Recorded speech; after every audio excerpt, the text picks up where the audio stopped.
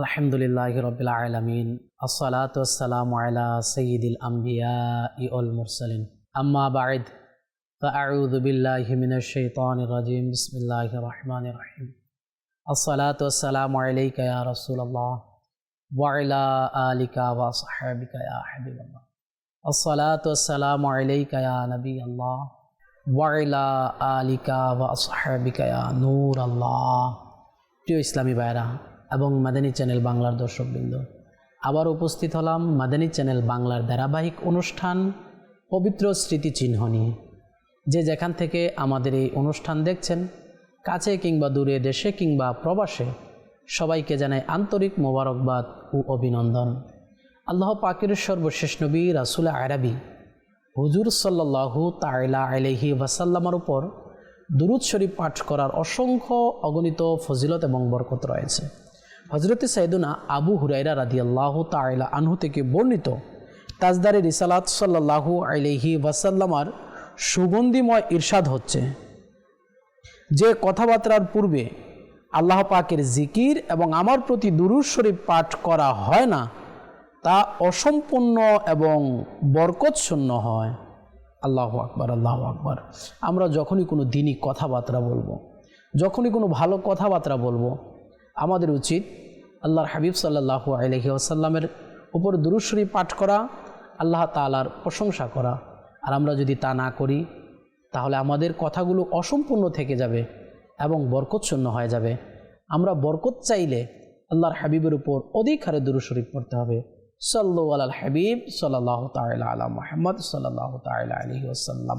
প্রিয় ইসলামী ভাইরা এবং মাদানী চ্যানেল বাংলার দর্শকবৃন্দ, আপনারা দেখছিলেন অনুষ্ঠান পবিত্র স্মৃতিচিহ্ন, অর্থাৎ এমন স্থান বা এমন বস্তু যা কোনো নবী, সাহাবী অথবা কোনো নেককার বান্দার সাথে সম্পর্ক রাখে, যার দ্বারা আল্লাহ তাআলার বরকত অর্জন করা যায়, যার মাধ্যমে রোগের শিফা অর্জন হয়, যার মাধ্যমে আল্লাহ তাআলার নৈকট্যতম ব্যক্তি হওয়া যায়। জি হ্যাঁ, আসুন আমরা আজকে মদিনা শরীফের কিছু বরকতপূর্ণ মসজিদের আলোচনা শ্রবণ করব। যে মসজিদগুলোর সম্পর্ক আল্লাহ তাআলার হাবিবের সাথে, যে মসজিদগুলোর সম্পর্ক আল্লাহর হাবিবের সাহাবীদের সাথে রয়েছে।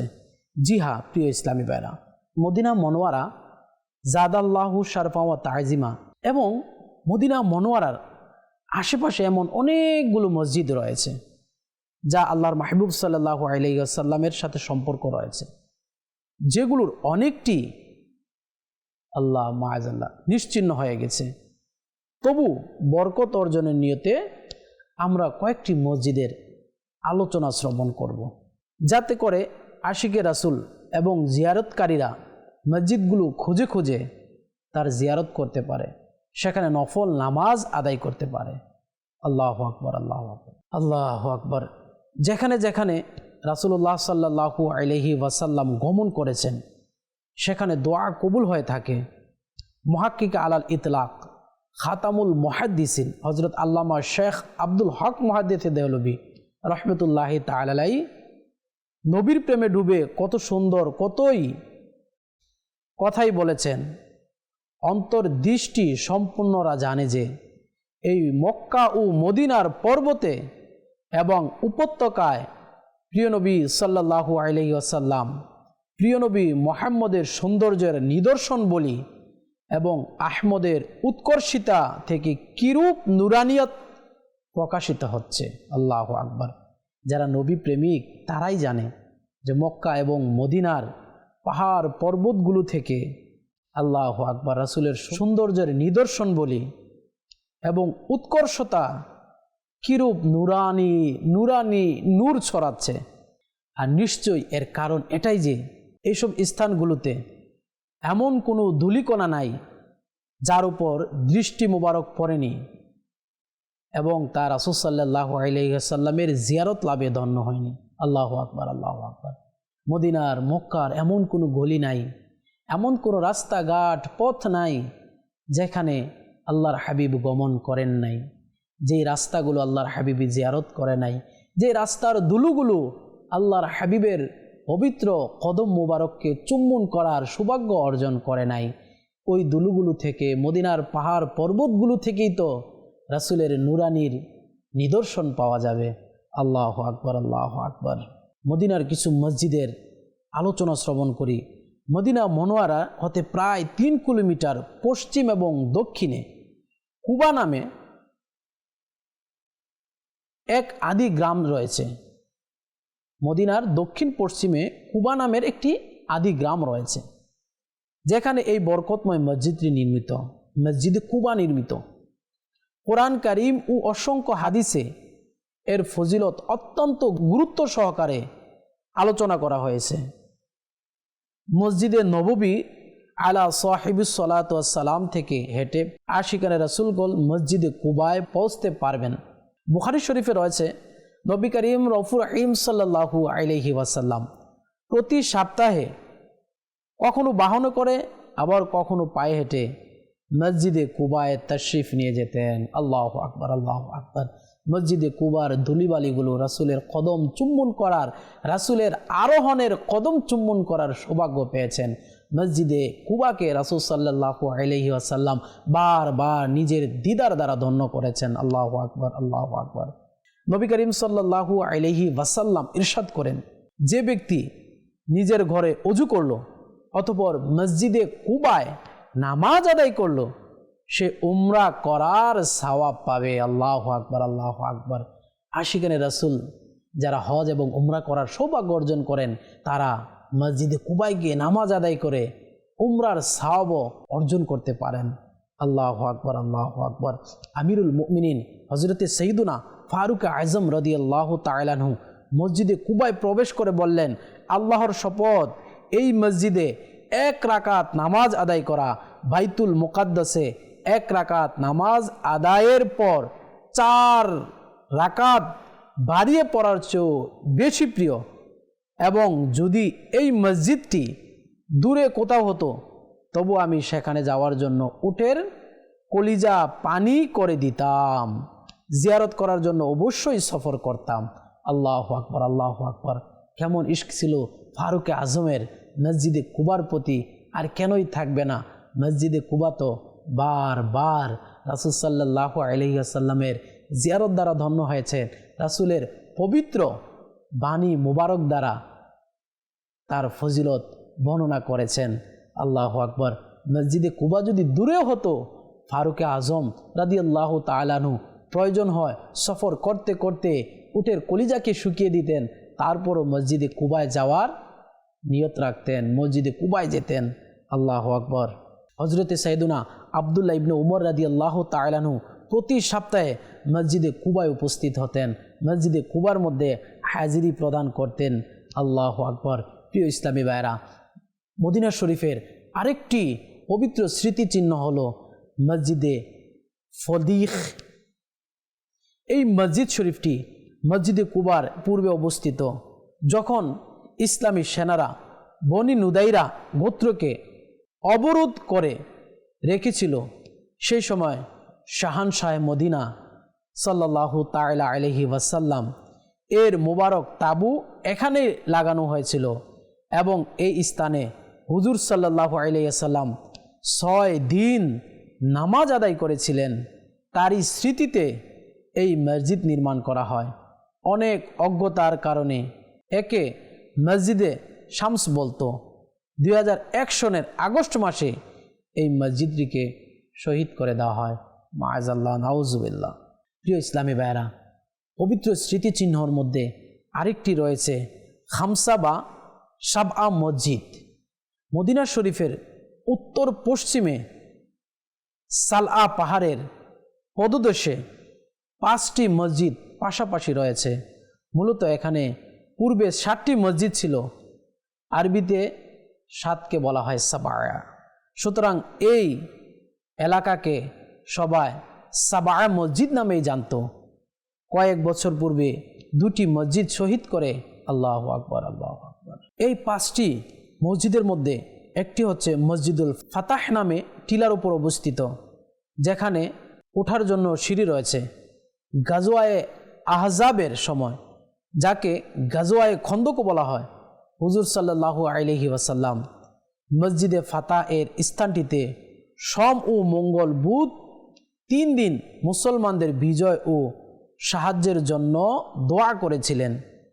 তৃতীয় দিবসে জোহর ও আসরের মধ্যবর্তী সময়ে বিজয়ের সুসংবাদ অর্জিত হয়।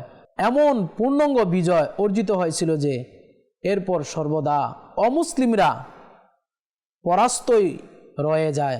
হযরত সাইয়েদনা জাবির রাদিয়াল্লাহু তাআলা আনহু বলেন, আমি যখন কোনরূপ বিপদের সম্মুখীন হতাম তখন মসজিদে ফাতায় গিয়ে দোয়া করতাম, তবে বিপদ দূর হয়ে যেত। সাইয়েদনা জাবির রাদিয়াল্লাহু তাআলা আনহু বলেন, আমি যখন কোনো বিপদে পড়তাম তখন মসজিদে ফাতায় গিয়ে দোয়া করতাম, তখন আমার বিপদ দূর হয়ে যেত। মসজিদে ফাতা ব্যতীত অন্যান্য যে মসজিদগুলো রয়েছে, একটি হচ্ছে মসজিদে সাইয়েদনা আবু বকর সিদ্দিক, অন্যটি হচ্ছে মসজিদে সাইয়েদনা উমর বিন খাত্তাব রাদিয়াল্লাহু তাআলা আনহু, অন্যটি হচ্ছে মসজিদে সাইয়েদনা আলী রাদিয়াল্লাহু তাআলা আনহু।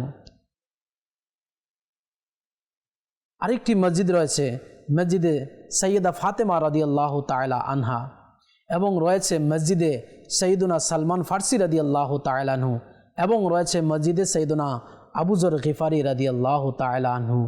সুবহানাল্লাহ সুবহানাল্লাহ। প্রিয় ইসলামী ভাইরা এবং মাদানী চ্যানেল বাংলার দর্শকবৃন্দ, আরেকটি পবিত্র স্মৃতিচিহ্ন হচ্ছে মক্কা শরীফ বা জিদ্দা শরীফ থেকে মদিনা শরীফে আসার সময় মসজিদে নববী শরীফে আসার পূর্বে উঁচু গম্বুজ বিশিষ্ট অত্যন্ত সুন্দর একটি মসজিদ দেখা যায়। এটি হলো মসজিদে গামামা। আমাদের প্রিয় নবী সাল্লাল্লাহু আলাইহি ওয়াসাল্লাম দ্বিতীয় হিজরিতে প্রথমবারের মতো ঈদুল ফিতর ও ঈদুল আজহার নামাজ এই জায়গাটিতেই খোলা ময়দানে আদায় করেছিলেন।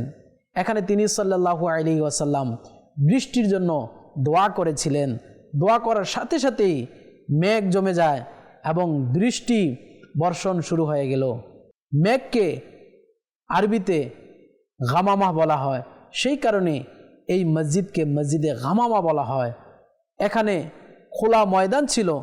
আল্লাহু আকবার। প্রথম শতাব্দীর মুজাদ্দিদ উমর বিন আব্দুল আজিজ রাদিয়াল্লাহু তাআলা আনহু পরবর্তীতে এখানে মসজিদ নির্মাণ করেছেন, যেটাকে বলা হয় মসজিদে গামামা, যেখানে আল্লাহর হাবিব সাল্লাল্লাহু আলাইহি ওয়াসাল্লাম ঈদুল ফিতরে নামাজ আদায় করেছেন, ঈদুল আজহার নামাজ আদায় করেছেন এবং বৃষ্টির জন্য আল্লাহর হাবিব দোয়া করেছেন। প্রিয় ইসলামী ভাইয়েরা, আরেকটি পবিত্র স্মৃতিচিহ্ন হচ্ছে মসজিদে সুকিয়া। এই পবিত্র মসজিদটি মদিনা শরীফের রেল স্টেশনের বাউন্ডারিতে অবস্থিত। মসজিদে সুকিয়া সেই ঐতিহাসিক স্থানে অবস্থিত। আমিরুল মুমিনিন হযরতে সাইয়েদনা মাওলায়ে কায়নাত আলী রাদিয়াল্লাহু তাআলা আনহু বর্ণনা করেন, নবী রহমত শাফি উম্মত সাল্লাল্লাহু আলাইহি ওয়াসাল্লাম এর সাথে আমরা মদিনা শরীফের থেকে বের হলাম। আমরা যখন হুররাতুস সুকিয়ার নিচে পৌঁছলাম তখন প্রিয় নবী সাল্লাল্লাহু আলাইহি ওয়াসাল্লাম পানি চাইলেন। ওযু করে কিবলামুখী দাঁড়িয়ে মদিনাবাসীদের জন্য এভাবে কল্যাণের দোয়া করেছিলেন, হে আল্লাহ, ইব্রাহিম তোমার বান্দা ও খলিল, তিনি মক্কাবাসীর জন্য বরকতের দোয়া করেছিলেন, এবং আমিও তোমার বান্দা, তোমার রাসূল, তোমার নিকট মদিনাবাসীর জন্য দোয়া করছি, তুমি তাদের মুদউ সাথে মক্কাবাসীদের তুলনায় দ্বিগুণ বরকত দান করো। সুবহানাল্লাহ। প্রিয় ইসলামী ভাইরা, পবিত্র স্মৃতিচিহ্নর মধ্যে আরেকটি স্মৃতিচিহ্ন হচ্ছে মসজিদে সাজদা। এই সেই পবিত্র স্থান যেখানে একটি প্রসিদ্ধ ঘটনা ঘটেছিল। আর তা কি ঘটেছিল আসুন আমরা শ্রবণ করি। দাওয়াত ইসলামের প্রকাশনা প্রতিষ্ঠান মাকতাবাতুল মদিনা কর্তৃক প্রকাশিত জান্নাত মে লে জানেওয়ালা আমল 496 পৃষ্ঠায় রয়েছে হযরতে সাইয়েদনা আব্দুর রহমান বিন আউফ রাদিয়াল্লাহু তাআলা থেকে বর্ণিত, হুজুর তাজদারে রিসালাত সাল্লাল্লাহু আলাইহি ওয়াসাল্লাম একবার বাইরে তাশরিফ নিয়ে গেলেন এবং আমিও তার পিছু নিলাম। হুজুর সাল্লাল্লাহু আলাইহি ওয়াসাল্লাম একটি বাগানে প্রবেশ করলেন এবং সিজদায় তাশরিফ নিয়ে গেলেন। তিনি সিজদা এতই দীর্ঘ করছিলেন যে আমার সন্দেহ সৃষ্টি হলো, আল্লাহ তাআলা রূহ কবজ করেননি তো? অতএব আমি কাছে গিয়ে ভালোভাবে দেখলাম। তিনি যখন পবিত্র মাথা উঠালেন তখন ইরশাদ করলেন, আব্দুর রহমান, কি ব্যাপার? আমি উত্তরে আমার মনের ভাবের কথা বলে দিলাম। তখন তিনি সাল্লাল্লাহু আলাইহি ওয়াসাল্লাম ইরশাদ করলেন, আমাকে জিবরাইল আমিন আলাইহিমুসসালাম বলেন, আপনি সাল্লাল্লাহু আলাইহি ওয়াসাল্লাম কি এত খুশি হবেন না যে আল্লাহ তাআলা ইরশাদ করেছে যে আপনার উপর দুরূদ শরীফ পাঠ করবে আমি তার উপর রহমত বর্ষণ করব, এবং যে আপনার উপর সালাম প্রেরণ করবে আমি তার উপর নিরাপত্তা দান করব। সুবহানাল্লাহ, সুবহানাল্লাহ। কেমন পবিত্র স্থান, যেখানে আল্লাহর হাবিব দীর্ঘ সেজদায় রয়েছেন এবং জিবরাইল আমিন আলাইহিসসালাম আল্লাহর হাবিবকে এসে সুসংবাদ দিলেন। আল্লাহু আকবার। স্মৃতিস্বরূপ সেই নুরানি স্থানটিতে রয়েছে মসজিদে সাজদা। আল্লাহু আকবার, যেখানে আল্লাহর হাবিব দীর্ঘ সেজদা করেছিলেন। প্রিয় ইসলামী ভাইরা, আরেকটি পবিত্র স্মৃতিচিহ্ন হচ্ছে মসজিদে জিবাব বা মসজিদে রায়া। সানিয়াতুল ওয়াদা থেকে উহুদ পাহাড়ের দিকে যাওয়ার সময় বাম দিকে মদিনার শরীফের উত্তরে জিবার নামের পাহাড়ের উপর গাজওয়ায়ে তাবুক থেকে ফেরার পথে কিংবা অন্য বর্ণনা অনুযায়ী গাজওয়ায়ে খন্দকের সময় তাজদারে মদিনা সাল্লাল্লাহু আলাইহি ওয়াসাল্লাম এই স্থানে তাবু স্থাপন করেছিলেন। বর্ণিত আছে আল্লাহর হাবিব সাল্লাল্লাহু আলাইহি ওয়াসাল্লাম জিবা পাহাড়ে নামাজও আদায় করেছিলেন। এই মুবারক পাহাড়ের উপর আমিরুল মুমিনিন হযরতে সাইয়েদনা উমর বিন আব্দুল আজিজ রাদিয়াল্লাহু তাআলা আনহু স্মৃতিস্বরূপ একটি মসজিদ নির্মাণ করেছেন, যাকে বলা হয় মসজিদে জিবাহ বা মসজিদে রায়া। আল্লাহু আকবার, আল্লাহু আকবার। প্রিয় ইসলামী ভাইরা, মদিনা শরীফের পবিত্র স্মৃতিচিহ্নগুলোর মধ্যে আরেকটি হচ্ছে মসজিদে আইনাইন।